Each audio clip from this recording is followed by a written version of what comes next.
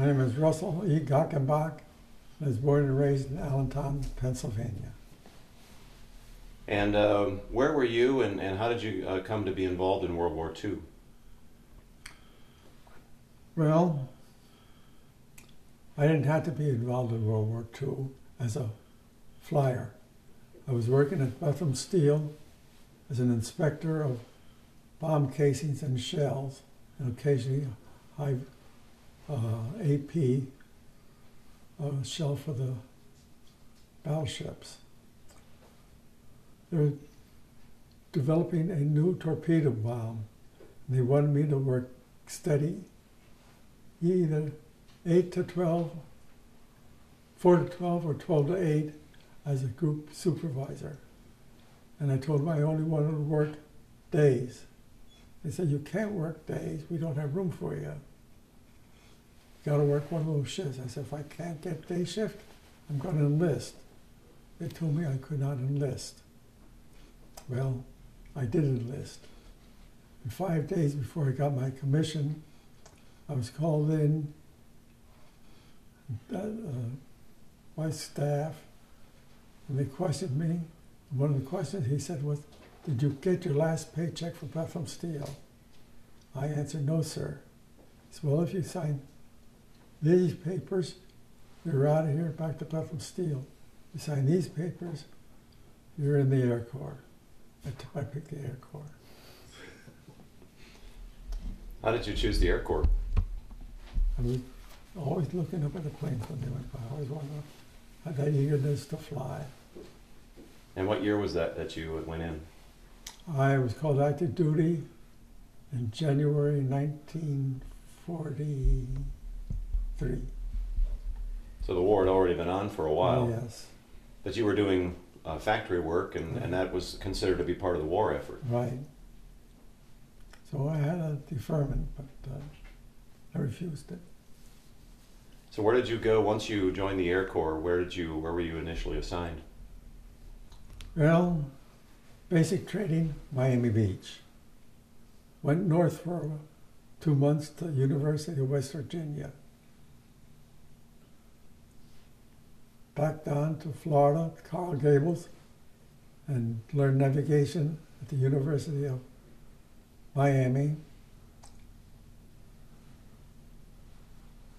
Then from there, I was signed back up to Norfolk and B-24s. Only flew one mission, practice mission, B-24s. And I took up a crew who was getting ready to go overseas. And I was supposed to check them out on radar, and I never saw a radar set. But I filled in the form and did the best I could. And then I complained afterwards, and I was told, "Don't worry about it." 2 weeks later, I and a lot of my friends were all sent to Boca Raton, and we studied radar.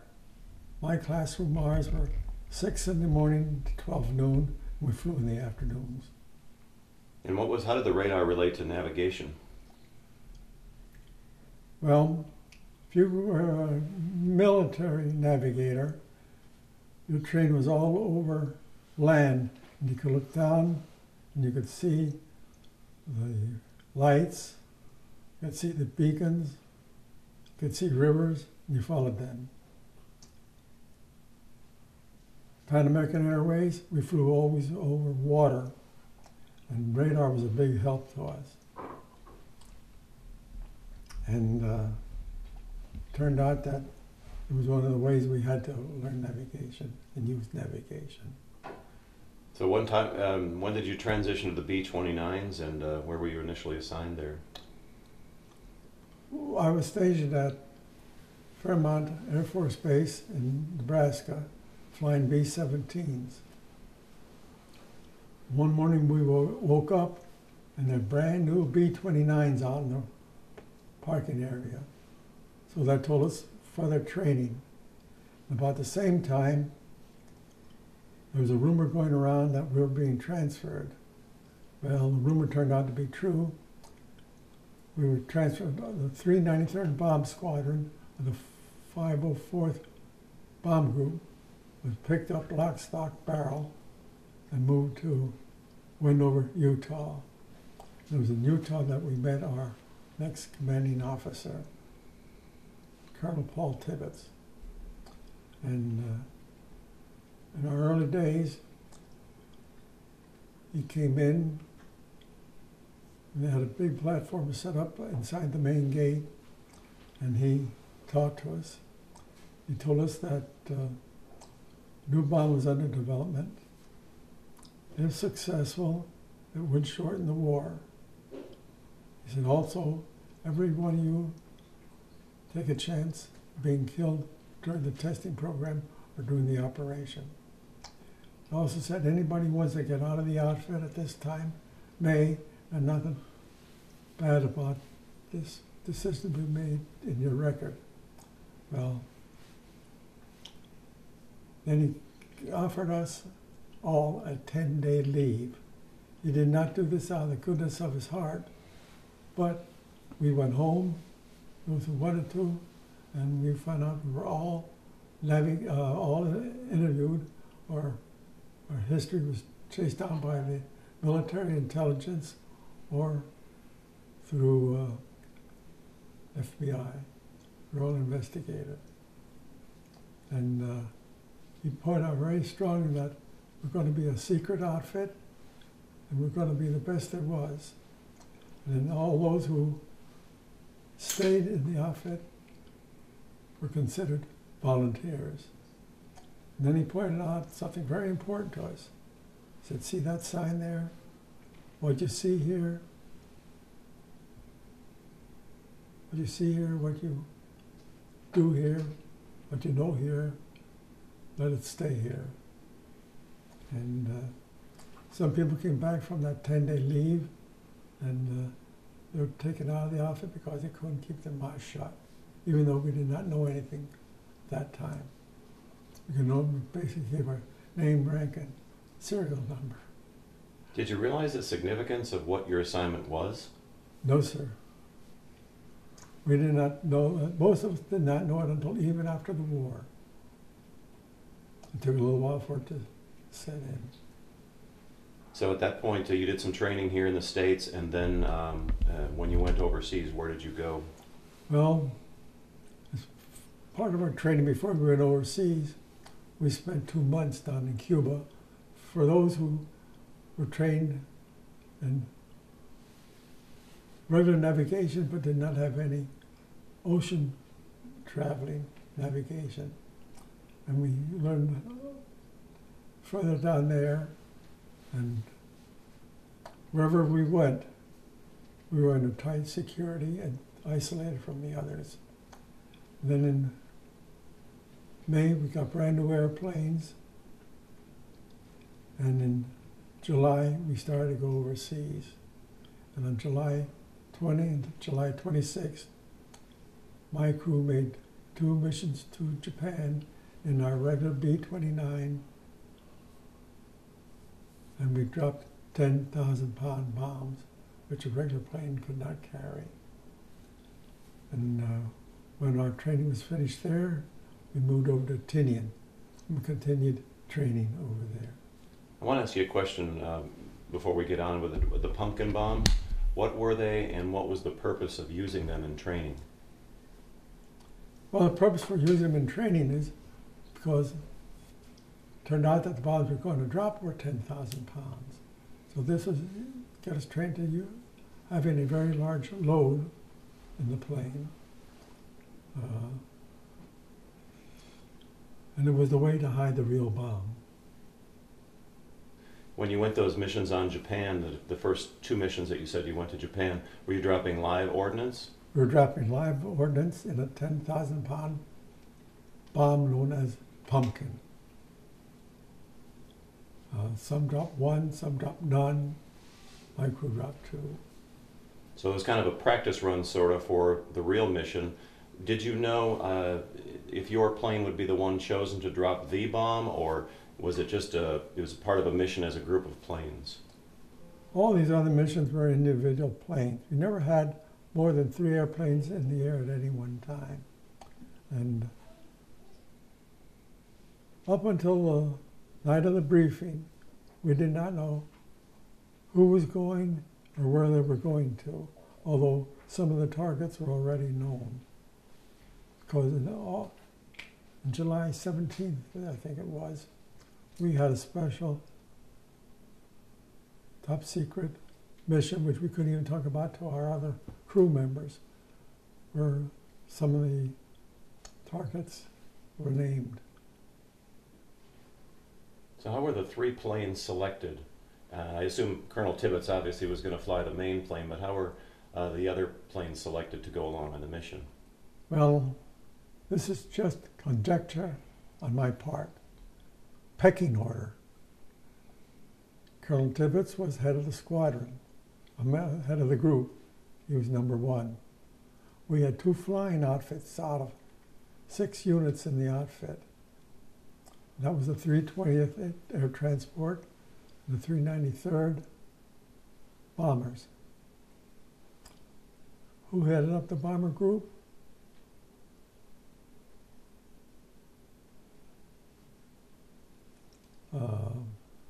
Chuck Sweeney. And under Chuck Sweeney, the man who headed up the squadron function as squadron operations officer was my airplane commander, Captain Marquardt. Correct, okay. So the night before they announced who was going on the mission, the 3 planes were chosen. Yes. And then the next morning, the mission began. And can you describe it from there? Well, after the briefing on August 5, we were released from operation, and we had a few free hours in which we were supposed to eat and get ready and rest for the mission. At about 2:30 in the morning, 3 planes took off. One went to Kokura, one went to Nagasaki, the other one went to Hiroshima. These were sent out as weather planes because the weather over there was very unpredictable and very changeable. So we did not trust the weather forecast coming from Guam. We sent those 3 planes up for weather purposes. And then there was another plane that took off 1 hour before the bombers, and they went to Iwo Jima, and they landed there. They served as a standby plane in case something happened to the Enola Gay. And then 1 hour after all those were in place, on runway A, Enola Gay took off. Runway B, the Great Artiste. Then runway C, the Necessary Evil, which was my plane, and was the photographic plane. We had a major on board whose function was to take the photographs. He was supposed to do the timing. So we approached the IP, the Enola Gay, the Great Artiste, went in toward the target. Meanwhile, Necessary Evil stayed behind and made a 360-degree circle, such that it took 4 minutes, and we came out of that turn about 16 miles from the target. Shortly after that, the radio went dead. This is on purpose, because that radio going dead told us that bomb bay doors are open, bombs away. At that point, the scientist pushed a button on his stopwatch. 83 seconds later, pushed a button on the camera mounted on the northern bomb site. And then after they dropped the bomb, and accompanied by the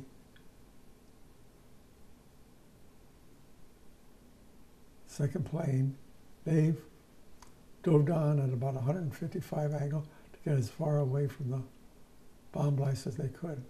In the meantime, when we came out of the circle, we were headed directly for the bomb site.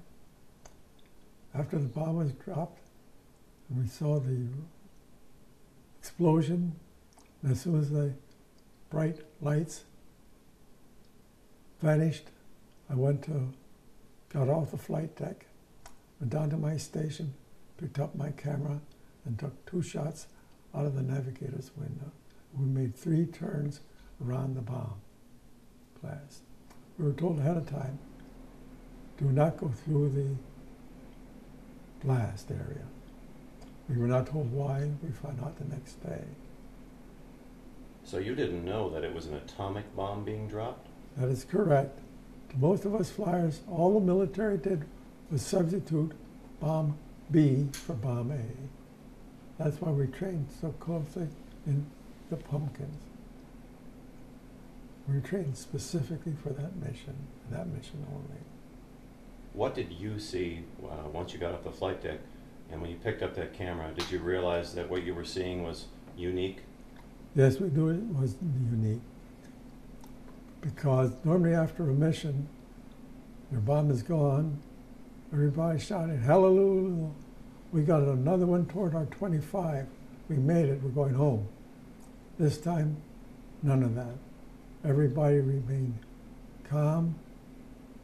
We were all awestruck. We didn't know what to do or say. It just took us all by surprise. Could you see it all from your perspective, what was happening on the ground? You could look down, but you could not see anything because of the cloud. Everything was obscured. But obviously it was like a bomb you'd never seen before. Right. When that explosion occurred, you knew well it was something new. But I did not hear the word atomic until Monday morning. What did the mushroom cloud look like? Just like the photographs. That's the best way to say it. It started low, built up, rose, and just kept on going. After turning around, after taking a trip around the blast area for 3 times, the atomic cloud was above 40,000 feet. The photographs that you took, was it something you wanted to take for yourself, or was it part of your job officially to take photographs? Technically, I wasn't supposed to be able to do that. But I had made friends with the squadron intelligence officer. He knew I always carried a camera with me. The only restriction he put on me was after every mission, after I developed the film, I had to show the film to him. And he only ever took 1 film from me, and that's showing the stripped down B-29. But before we went overseas, he gave it back to me. And I just went through and kept taking pictures. What was it like on the flight back? Did the crew, was there a lot of chatter, or was everybody pretty quiet? Or quiet, just like it was right after the bomb was dropped. We only spoke when spoken to, or when we had to give the airplane commander somebody a change of direction or something. And when we got down, we were mighty surprised at all the Klieg lights that were around the Enola Gay. No one was around our plane. We went into debriefing while all the festivities were going on the airstrip with Tibbets. do you feel you were part of that mission, but do you feel in many ways it's like they kind of got all the recognition? Did you or your crewmates feel left out of that? Not really. After all, we were so used to doing what we were doing, it was just another mission.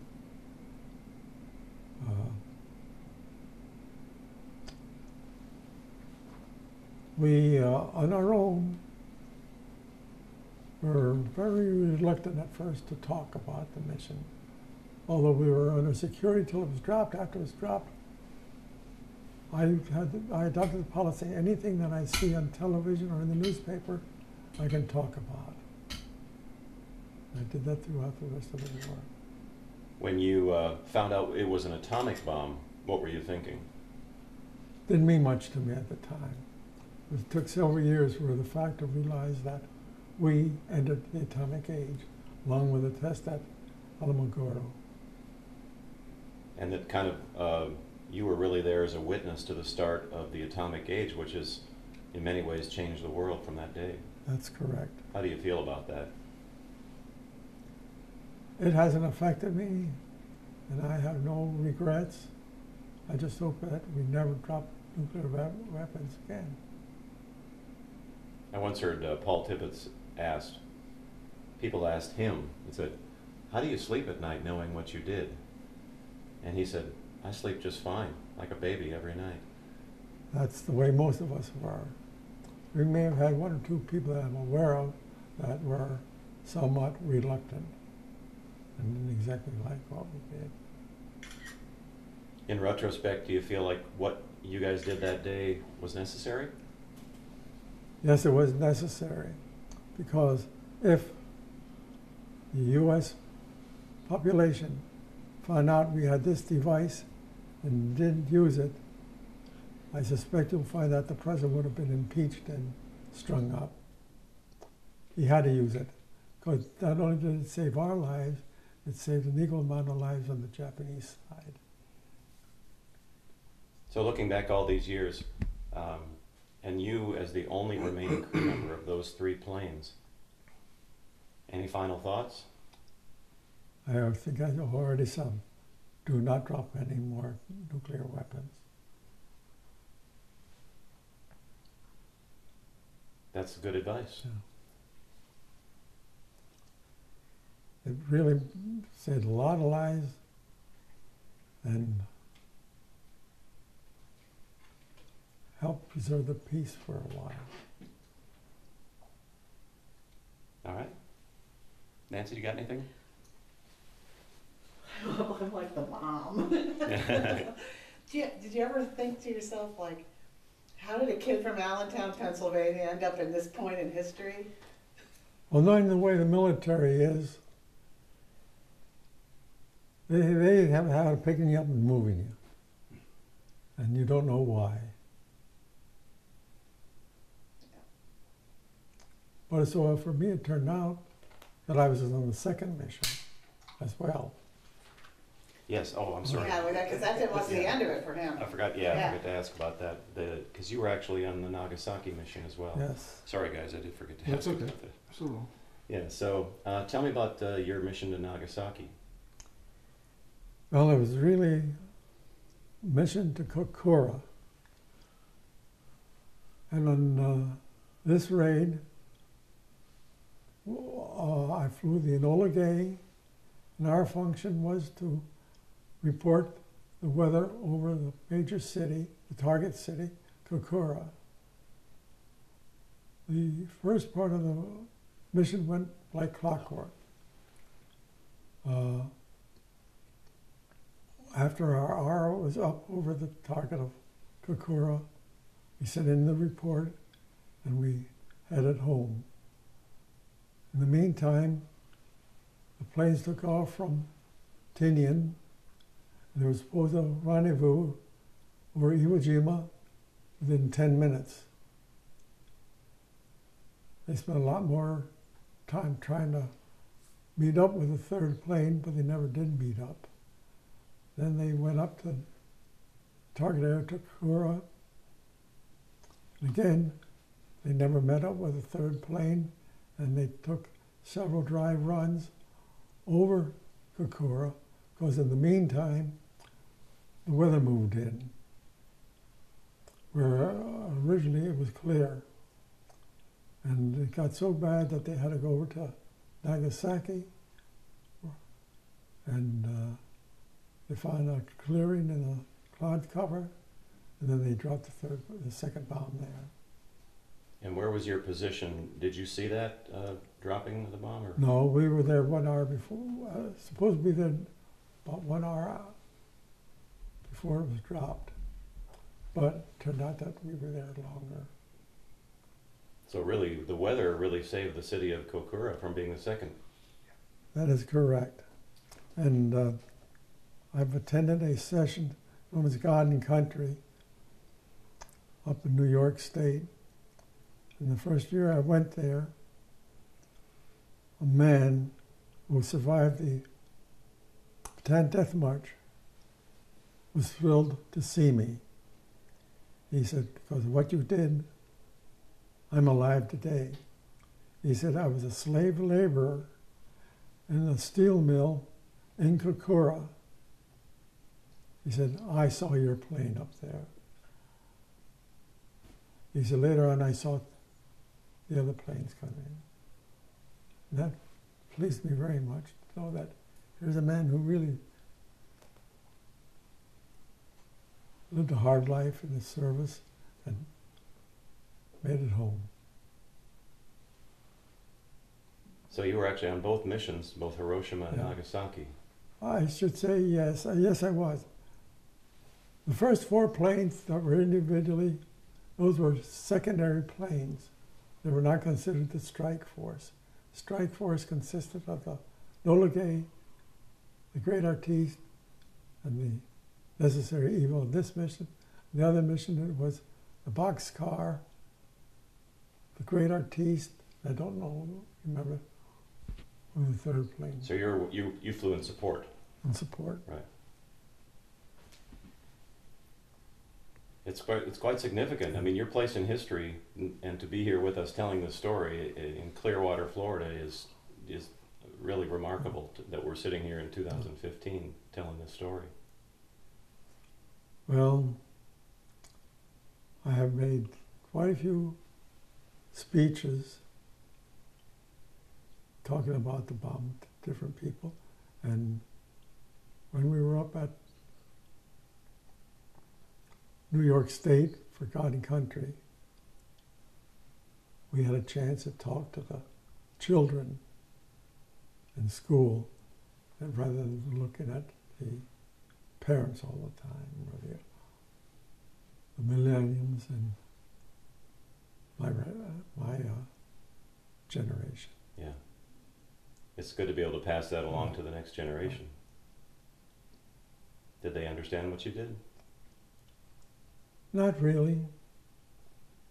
Some of the outfits got to be quite talkative, and others just walked out and I didn't say anything. And at one time I used to take along a disc, and I had it on disc so I could show it. That was really impressive. Yeah. Okay.